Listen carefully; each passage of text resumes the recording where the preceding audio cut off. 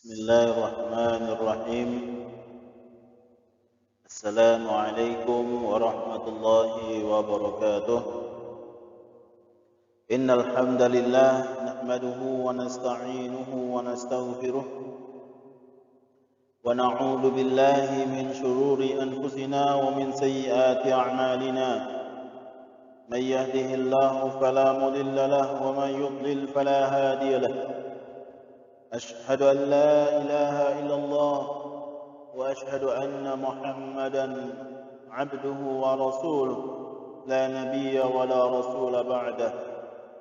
Tama-tama mari kita panjatkan puji dan syukur kita atas kehadirat Allah Subhanahu wa taala, atas segala limpahan rezekinya, nikmatnya kita dapat berkumpul kembali melalui siaran pembelajaran online ini dalam keadaan sehat walafiat, dan juga yang kedua kalinya kita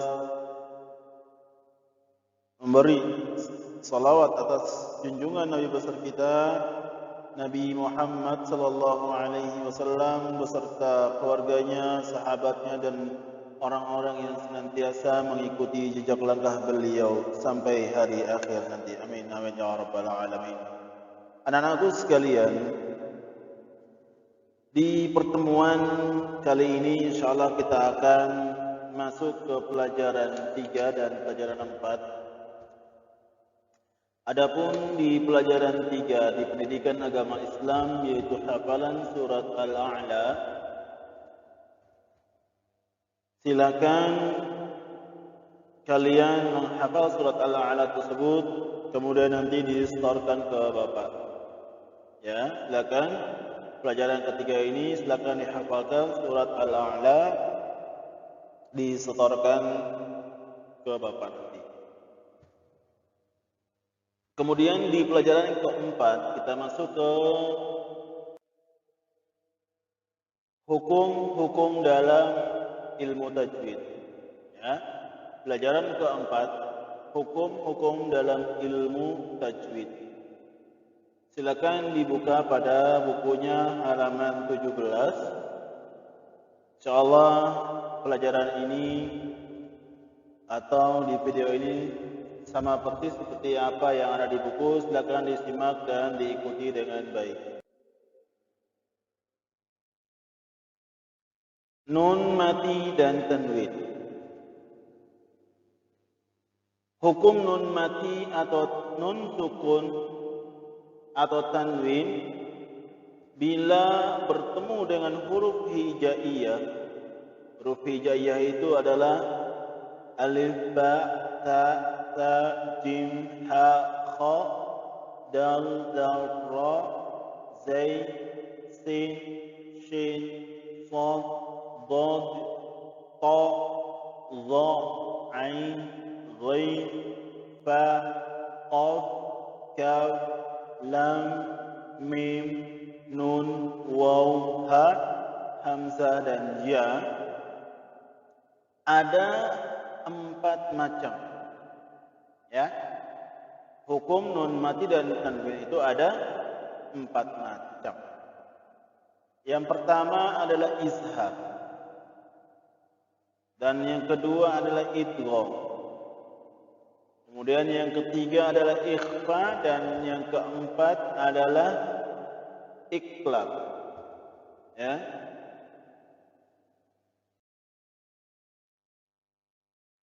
Yang pertama adalah izhar. Izhar artinya jelas dan terang. Hukum izhar terjadi apabila nun mati atau tanwin. Tanwin itu ada an, in, un, ya. Disebut dengan tanwin. Bila bertemu dengan huruf-huruf izhar, dan huruf-huruf izhar itu ada 6. Yang pertama adalah a. Yang kedua adalah ha. Yang ketiga adalah ha. Yang keempat adalah kha. Yang kelima adalah ain. ya, ain. Dan yang keenam adalah ghain. Bila bertemu dengan huruf-huruf tersebut, ya, maka ini bacaannya dibaca dengan jelas. Jadi apabila bertemu nun mati atau tanwin, maka keenam huruf tersebut dibaca dengan jelas. Sekarang kita perhatikan ke contohnya. Ini contoh izhar. Perhatikan di kolom warna pink. Ada huruf, ada nun sukun, ada tanwin an, tanwin in, tanwin un. Contoh yang A atau hamzah, yaitu kalau misalkan bertemu nun mati bertemu sama A, maka contohnya di baris yang pertama adalah min ahli. Bacanya jelas, min ahli, ya, bukan samar-samar atau bukan dengung, tapi jelas, min ahli. Atau contoh yang kedua adalah contoh tanwin di baris yang pertama, ghasiqin idza waqab.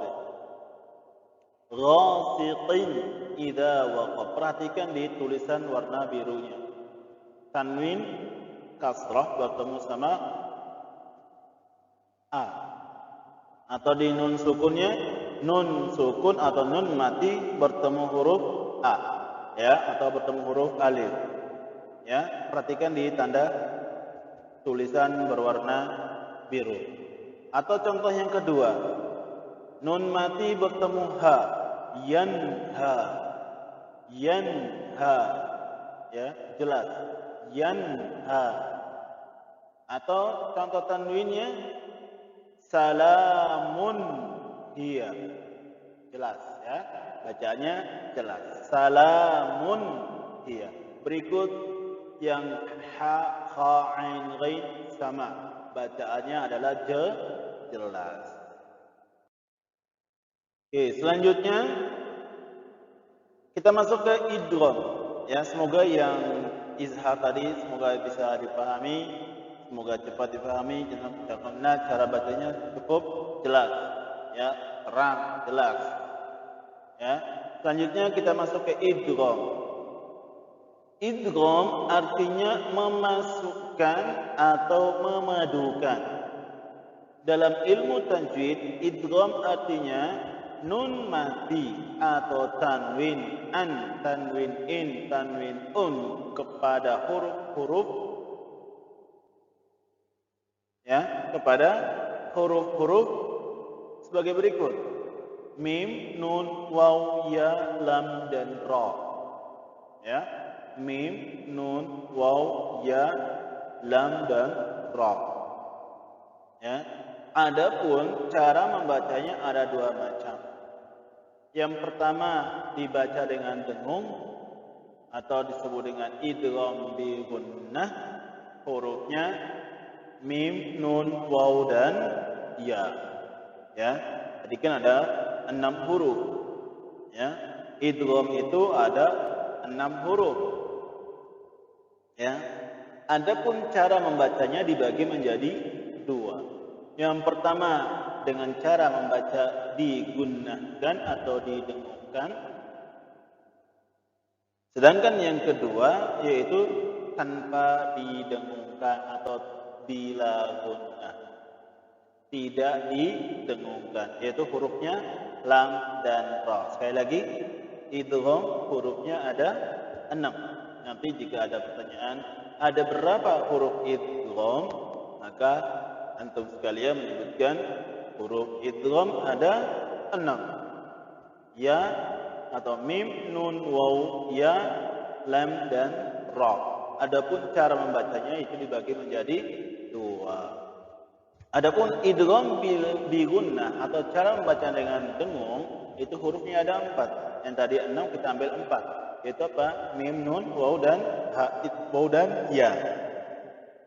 Kemudian cara membaca dengan tidak didengungkan atau bila gunnah,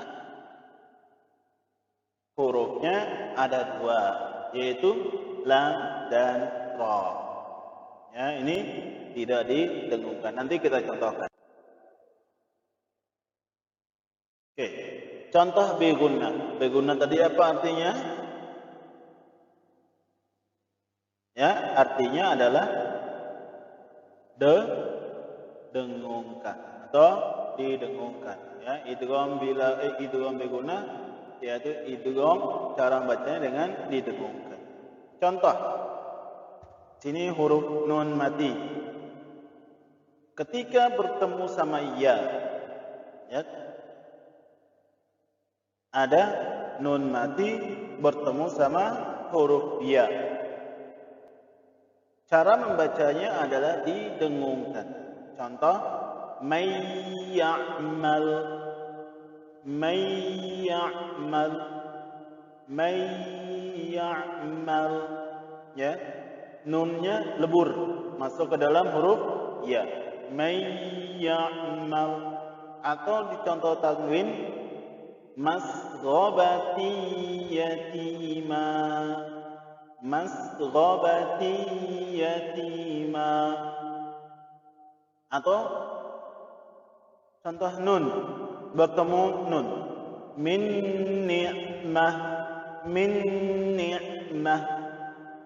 Atau yauma idzin na'imah, yauma idzin na'imah. Ya, didengungkan. Dan mim dan waw sama. Ya, miwara, miwaq. Atau mim masad, bukan min masad, bukan mim masad. Hudaw wa rahmah, rasulun min. Ya, itu contoh diguna. Sekarang kita masuk. Oke. Contoh idgham bila gunnah yang pertama adalah nun mati bertemu sama huruf ra. Min ladunka, tidak didengungkan. Min ladunka, min ladunka, min ladunka. Nun bertemu lam.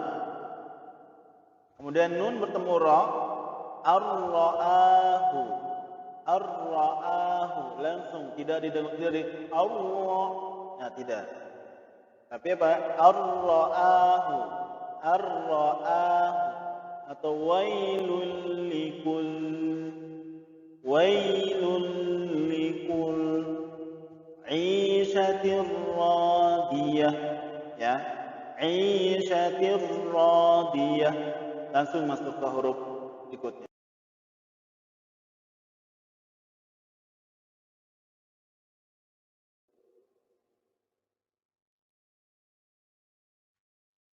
Sekarang kita masuk yang ketiga, yaitu ikhfa.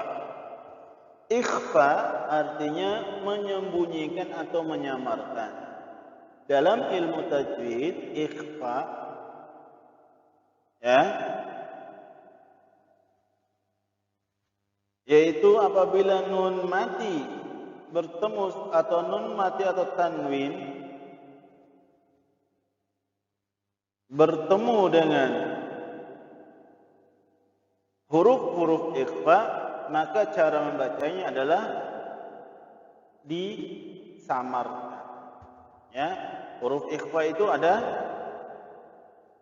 contohnya seperti yang ada di dalam layar tersebut. Ada ta, ada ta, ada ja, ada da, ada za, ada za, sa, sha, so, do, to, zo, fa, qa, dan ka. Ini huruf ikhfa. Ya, cara membacanya adalah dengan disembunyikan atau dengan menyamarkan. Ya, contohnya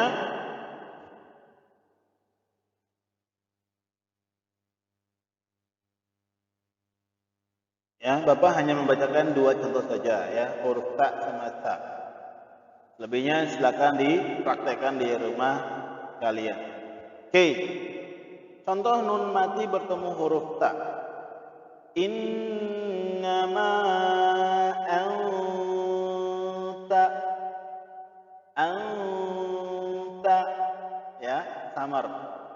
Atau contoh tanwinnya, ni'matin tujza, ni'matin tujza. Oke. Contoh huruf sa, nun mati bertemu huruf sa. Apa namanya? Man taqulat, disamarkan langsung ke huruf setelahnya. Man taqulat. Atau tanwinnya muta'in sam. Oke. Berikut pula huruf jim, dal, dal, zai sampai seterusnya yang terakhir. Ya, ini juga sama huruf sin, shin, shad, dha. Kemudian fa, qaf dan kaf. Ya, cara membacanya disamarkan. Kemudian yang keempat adalah iqlab. Iqlab artinya mengubah. Menurut istilah tajwid, iqlab adalah mengubah bunyi nun mati atau tanwin ketika bertemu sama huruf ba. Nah, iqlab ini berarti hurufnya hanya ba dengan bunyi mirip mim mati. Ya, disertai dengan mendengung sepanjang 2 harakat. Sekali lagi, iqlab artinya mengubah. Menurut istilah tajwid, iqlab adalah mengubah bunyi nun mati atau tanwin ketika bertemu sama huruf ba dengan bunyi mirip huruf seperti huruf mim mati, disertai dengan mendengung sepanjang 2 harakat. Contohnya, ya, perhatikan, nun mati bertemu huruf ba. Tadi seperti huruf diganti seperti huruf mim mati. Contoh bacaannya adalah mim buyutikum, ditahan 2 harakat. Mim buyutikum, atau tanwin. Hillum bihada,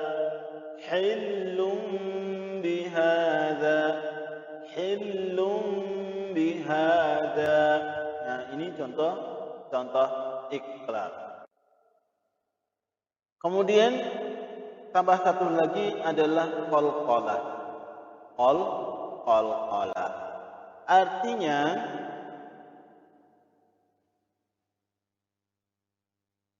memantul.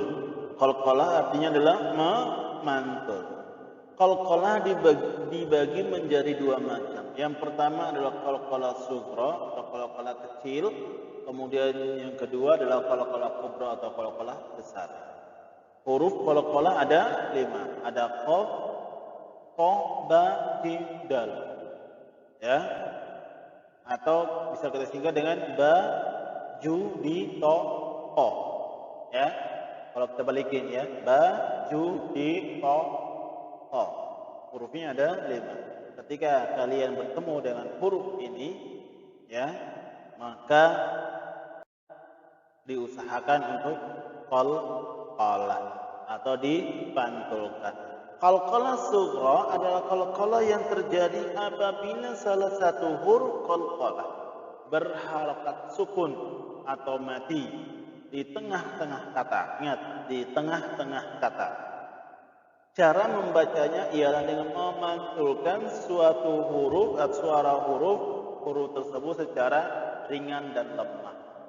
Ya, suaranya lembut, ringan, ya, tidak dipantulkan dengan secara kasar atau tebal.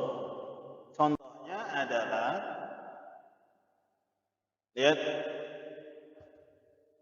contoh huruf jim. Lihat huruf jimnya dilihat. Ya, huruf jim sukun atau jim mati ada di tengah-tengah kalimat, tengah-tengah kata. Naj'al, bukan naj'alu, salah, tapi lembut. Naj'al, bukan naj'al, salah, ya. Naj'al atau huruf qaf. Yaqta'un,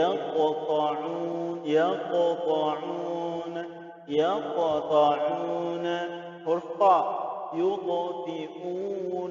Yutfi'un atau Ibrahim, bukan Ibrahim, ya, salah, bukan tapi lembut, lemah. Langsung Ibrahim, ya. Itu kalau contoh qalqalah sughra. Adapun qalqalah kubra adalah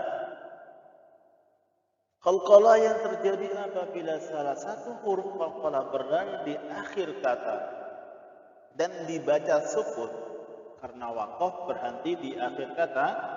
Cara membacanya ialah dengan memantulkan suara huruf-huruf tersebut secara berat dan kuat.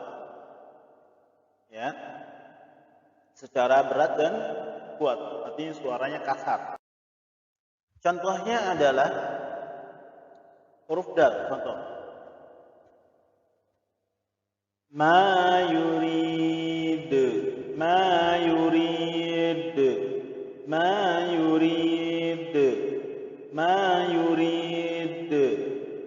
sawa'is sirat. Perhatikan, ulul albab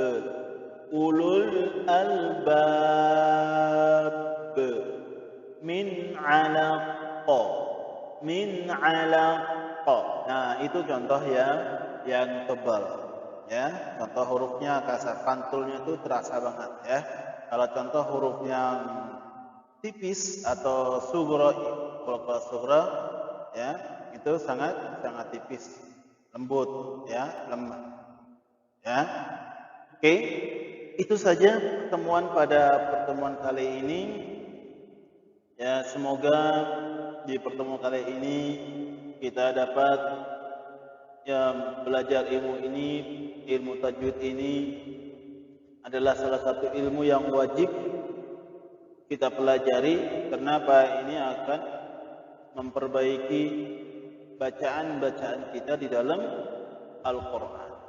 Ya, seseorang tidak akan bisa baik membaca Al-Qurannya jika ia tidak mempelajari ilmu tajwid. Ya, oleh karena itu silakan dipraktekkan dari contoh-contoh tersebut agar kita di dalam membaca Al-Quran kita dengan baik, ya, membacanya dengan baik. Oke, itu saja dari pertemuan kali ini. Jika ada pertanyaan nanti silakan dijawab ke Bapak pertanyaan tersebut. Ya, insya Allah Bapak akan jawab jika Bapak sempat.